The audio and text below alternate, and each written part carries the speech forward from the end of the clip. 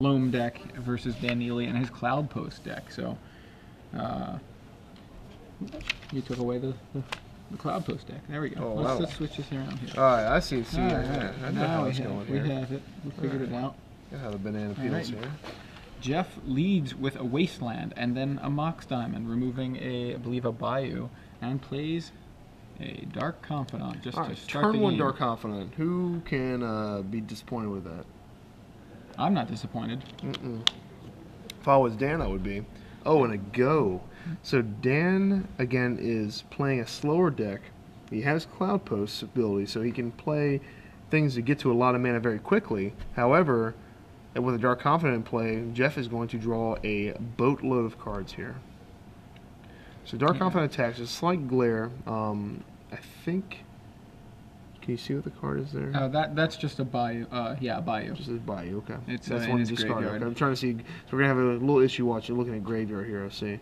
And here comes trouble. Chalice for 1. Alright, so that shuts down Dan's entire mana searching abilities. Yeah. It turns off Sensei's Divining Cup, Brainstorm, Crop Rotation, Pithing Needle, Candelabra, yeah, Expedition Map. All of that's in his main deck, and it's all for naught. Yeah. I saw him beat a Chalice on 1, Game 3, in 2 top 8, 2 win to get to the point where he was in his winning end. So, let's see if he can do it again. He does have Repeal in his deck, I believe, 4 Repeal. So, he has the ability, and that is a 2-mana spell, luckily for him. No, it's a 1-mana spell, actually, on the Chalice. So, he can't cast Repeal. 0. Never mind. So, he is down to... He couldn't cast Repeal on the Chalice. Right, so he can't free up those ones. Right. So to speak, he can cast Repeal, he just can't cast it as a 1 casting cost spell. So his main deck he can't cast, he doesn't have any real answer to it. He's just going to sit there and shut him down. He has Show and Tell in his deck, so he can actually, if he doesn't get the big mana, he can sneak in his Ulamog, Cosmic Emrakul, or one of his Primeval Titans at worst. And if he lands a Primeval Titan, that's almost infinite mana as well. He's going to just get a bunch of Cloud Posts, attack, get a bunch of Cloud Posts, and then he's going to have enough to do major damage with. Yeah, it's tough for Dan because so many of his cards have now been shut off by that Chalice. But he still has plenty of endgame. His Cloud Post, there you go. That's a Glimmer Post, which I believe is what he played for his second turn. But his Cloud Posts will add so much mana that he will be playing Eldrazi, which, have no problem with the Chalice on. Right. But the main problem here is that you're not used to getting hated on game 1. No, like, turn 2 game 1. Turn 2 shut off. That's like getting, someone playing Illness in the ranks against me in Standard turn 1, which has happened before. So in the meantime, a second Dark Confidant came down. Jeff attacked with the first one. He is taking no time to just draw a ton of cards with that Dark Confidant. And Dan's hand has a lot of land in it. Dan's hand has a lot of land. A lot of mana sources here. He's got a lot of expensive cards in his deck, and without those 1-drops, it's going to be tough to kind of get there. He's going to have to naturally draw these Cloud Posts and naturally draw these Vesuvas to copy them. Jeff, on the other hand, has pretty much, having 2 Dark Confidants in play. That is a lot of cards. It's just really tough to combat that, especially after the Wastelanding begins, if you will. Yeah, Jeff has already Wastelanded the Glimmer Void that we saw previously. So, and this Zenith is going to be for... He's fetching and Zenithing, so it's going to be for 2. And we'll see what 2-drop he gets. I'm assuming a Gaddock Teague. Yep. And that is exactly what he gets. So. I like the Gaddock Teague in the deck, the 1-of. And the Green Sun Zenith, because, as you know, those don't work too well together. Right. Zenith fatigue seems like a nice little... Yeah, once that happens, there's no more Zenithing to be had. So, the old can't do the X spells here, Alright, so Dan draws. I think he drew a Candelabra. That spell would be countered. Didn't get a good look. Yeah, Candelabra is shut off. And we have, looks like Vesuva copying Cloud Post there from Dan. Dan is so far behind right now on cards. I think I say Show and Tell. Does he have a Show and Tell Haymaker here? I don't think so. I think it's another... Is that a Pithing Needle in his hand? Yeah, I think he had Pithing Needle, Show and Tell, Candelabra. Pretty much every card he's going to draw is a 1-mana spell he can't cast. Yeah, his his deck is made up of, actually, I just want to count them: 4 Crop Rotation, 4 Brainstorm, 4 Divining Tops, 3 Needles, 3 Expedition Map, and 2 Candelabra. So 20 cards can't be cast. 4 repeals can't stop the Chalice. Yeah. So basically, in essence, 24 cards are affected by this Chalice. Man, that is a nightmare. When you look at someone's deck prior to playing and you see 4 Chalice in the main deck, you gotta just, gulp and not be very ecstatic about this. Yeah, and Jeff plays 4 Chalice main deck, so Dan's not getting out of this particular trap in game 2 or 3. No, and I think he's used to or he's been in the position of the Chalicer.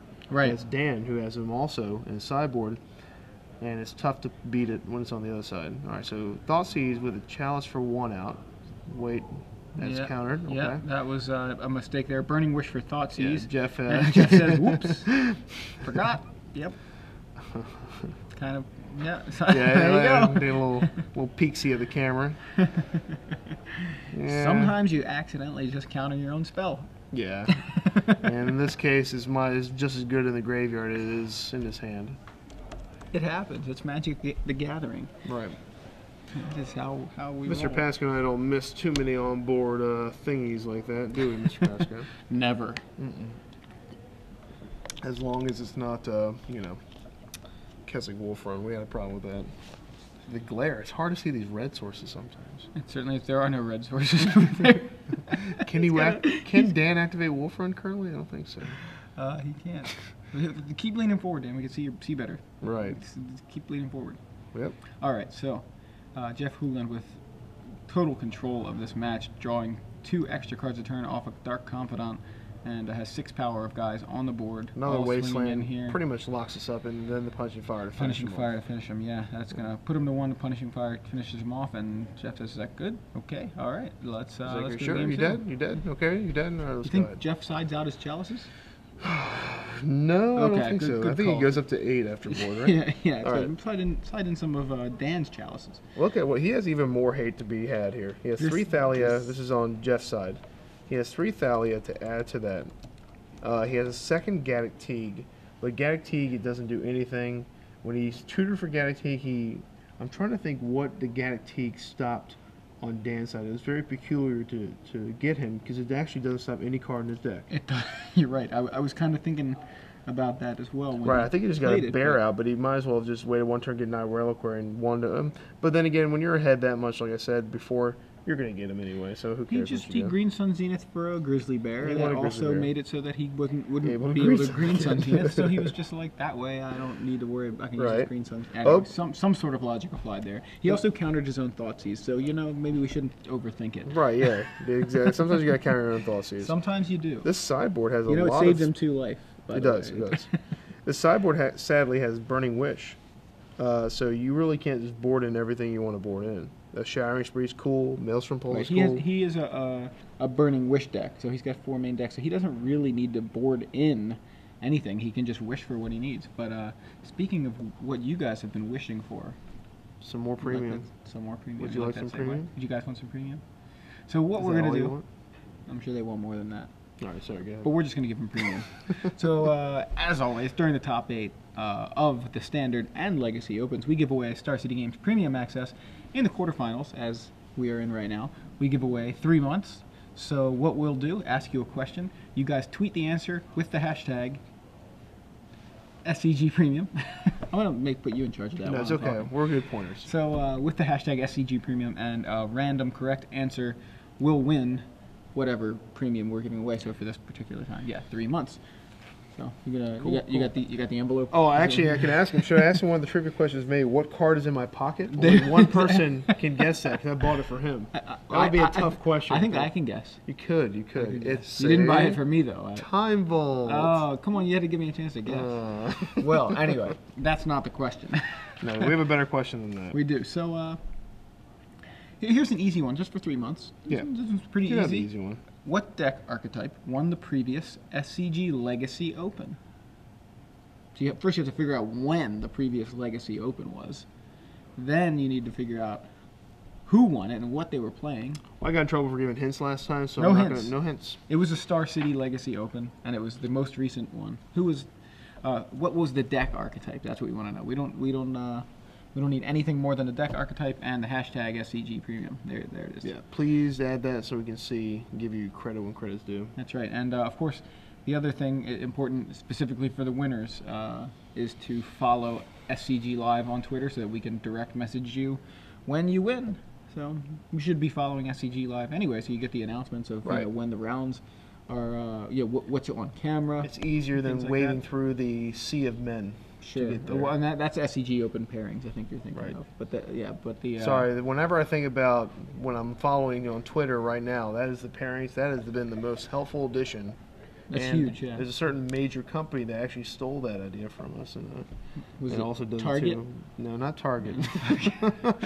So I mean, but definitely follow us. We have a lot of good things to say, and we also love your feedback. We always look at the Twitter feed, and we want to see what we can do to aid some questions you may have, maybe questions about the match or questions about decisions that we're making compared to what the players down there are making as well. So back to the sideboard. Yeah, we have. So we mentioned Jeff is a Burning Wish deck. Right. So he doesn't really need to bring in very much because he can just tutor up what he needs. Right. I believe he's going to bring in those Thought Seizes though, because you could see how badly he wanted one. He even counted it himself. Right. He played it through his own Chalice. I think he is just He dead. did wish for it. He is hell-bent on Chalice for one. Chalice for one is the key to victory for him.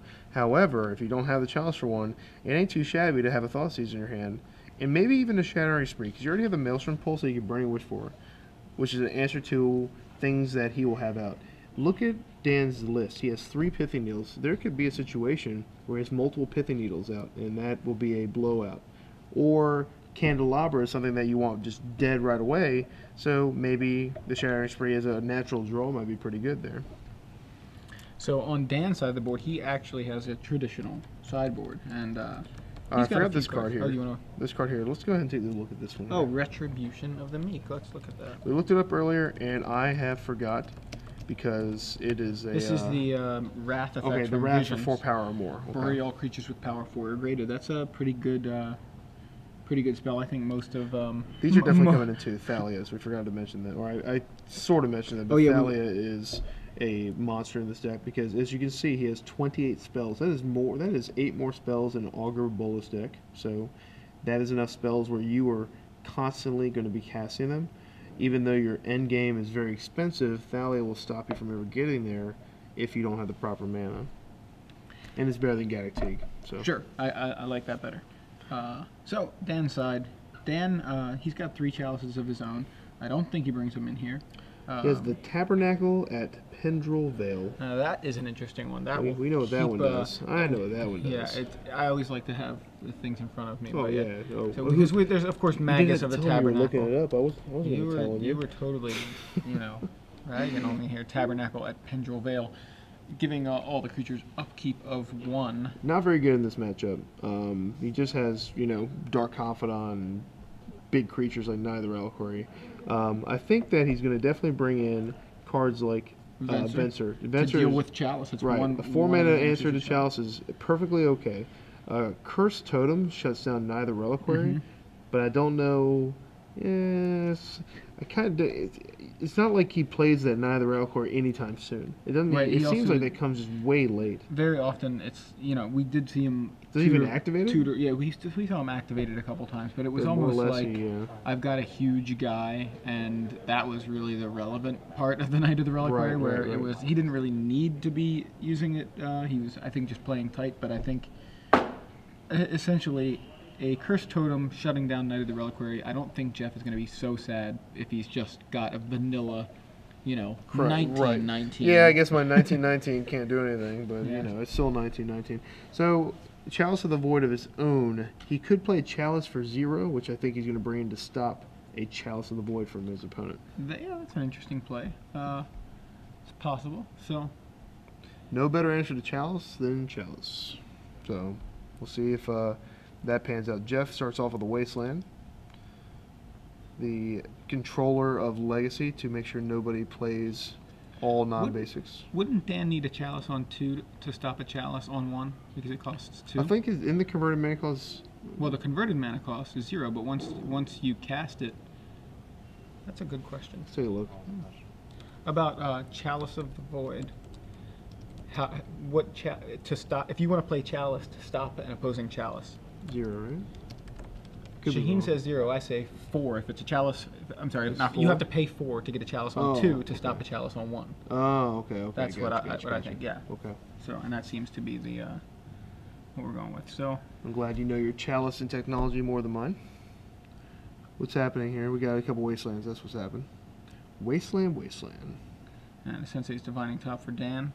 I still think you're bringing Chalice here to do. Say again. I think so. I mean, it's possible you would really need to hope to get yours early enough to play yours on high, like you need it early enough to be able to play it before Jeff plays his, and it's so you know what I mean. He has the ability to really pump that out. Sure, he could potentially do it. There's the Expedition map, which Dan just played, and that one lets him search up whichever post he needs, or whatever land he actually needs. Typically a post of some sort. Right. Posts are things that make other posts. Yeah, it just everything. All the posts boost each other. And there's Jeff has the team captain of the deck. I thought it was Night of the Reliquary because he called it Midsummer Night's Dream. So he did, but he didn't call it Midsummer Bob's Dream. He's the face of the deck. He's like the figurehead of sitting in the throne. Okay. Dark Confidant does all the legwork here. Here, as he shows, drawing 2 cards. And it draws a Tranquil Thicket and I believe a second Tranquil Thicket off the top. From the Loam for Wastelands. This is going to be a nightmare match from here on out. Dan's deck is probably the most susceptible to Wasteland, and is why decks like 12 Posts and Tron have been historically unable to crack legacy metagames. Yeah, so Dan loams back 2 of his 2 Wastelands, uses one immediately, and then discards a Tranquil Let's Thicket. take a look at his land real quick. Is there any comeback on Dan's list to come back from a Wasteland from 0 land for the rest of the game? He has to draw a fetch land to get island, or at least leave the fetch land out there. He has to have repeated fetch lands. He really doesn't have that many fetch lands compared to the most decks. He has 6 total. He has to spend all those lands on non-basics. No, he has 7 total, excuse me. So he's going to need a lot of fetches real fast. Yeah, this is really bad for Dan. Partly, Jeff has that Loam Wasteland interaction for regular decks. Right. Decks that have lands that don't add 2 mana and don't play 11 cost or 15 cost or Eldrazi. This is a nightmare situation for Dan. He's going to have no ability to recuperate unless, like we said, he draws all these lands in a row that are fetches and he just leaves them there. But even if he does draw those, eventually, to play his deck, like you said, he has super expensive spells. How in the world is he going to ever get to that kind of mana against Wastelands? I have absolutely no idea. Well, come on, Joe. Let's figure out a way. Let's help him out here. Yeah. Let's go lifeline him out of this. All right, let's see. Let's see. How about... I mean, he can get an island. Everything he gets besides island is susceptible to... dead. Either doesn't add mana, like a fetch land. Right. Or is susceptible to Wasteland. Right. He's going to need to get island and play multiple Vesuvas copying those islands. To one day play a... I don't know. You know what he needs? He needs Rest in Peace. He needs... Rest in Peace. He does have a Caracas. Nice. He could... Oh, Jeff has a Caracas. Oh, never mind. Can't cast Rest in Peace. All right, so I think Jeff knows what kind of situation Dan's in, and he's just going to end this game real quick because he knows that he's got the Wastelands. Dan can't play any more lands. If he does, they're gone. So Nantuko Monastery is activated, becomes a 4/4, and Dark Confidant joins up with it, comes over and hits Dan for 6. He draws a repeal. His hands all land or all non-lands. Just a bunch of spells. And he has an Expedition map sitting there. He's in discard mode now. And Jeff is going to just finish putting the pieces of this puzzle together. And I think Dan knows that. Yeah, I mentioned yesterday there's something about singing and stuff. Fat ladies. Oh, yeah. Something like that's happening here. Burning Wish from Jeff. In Legacy, I tend not to count anyone out Burning ever. Wish off the top from Jeff with the Dark Confidant. Right. Like I say, I don't count anyone out. However, when you have the entire deck list in front of you and can't calculate any series of demonic tutors, then this is going to be just the paperwork needs to be filled in here. So he plays a Wasteland. He's going to bring in the Burning Wish here. Yeah, there's the Burning Wish. Looking at his sideboard, I'm not sure what he needs. Maybe a Thoughtseize. Oh, what is that? Shattering Spring? Okay, why not? That's just a, that's just a jerk move. That's all I'm gonna say. There's no need for that. He's going for flawless victory. He absolutely is. Well, he's at 18. It's not flawless. All right, he's gonna gain 2 life here. Yeah. How's he doing that? Let's see. He'll officially he had a flawless victory. Right. He did that damage to himself with Dark Confidant. So right. Dan extends the hand, and Jeff Hoogland with. Can you possibly think of a worse matchup than that this? Was awful for Dan. When you have not only do you have 4 Chalice in your main deck to shut your entire 75 down. Well, not your entire 75. I say 75 because even though he has all these expensive guys, he needs those 1-mana spells to get to those expensive guys. You know what I mean? The only other avenue of victory is show and telling one of those guys in. But to add to that nightmare, he has 4 Wasteland he's playing against, or let's see, 3 or 4. I think it's 4 Wasteland. Let's take a look here. A lot of Wastelands. There's somewhere. Where are the Wastelands? Maybe he didn't register them. Oh, we might be able to get a free win here. Let's see if we can call him back. Hold on. There they are. Right, he put the Wasteland up with the spells. I guess he really likes them. Okay, so he has 4 Wasteland to top it all off. So even if you try to get to that show and tell mana, all your stuff is gone forever, and he can just loop you with life in the line.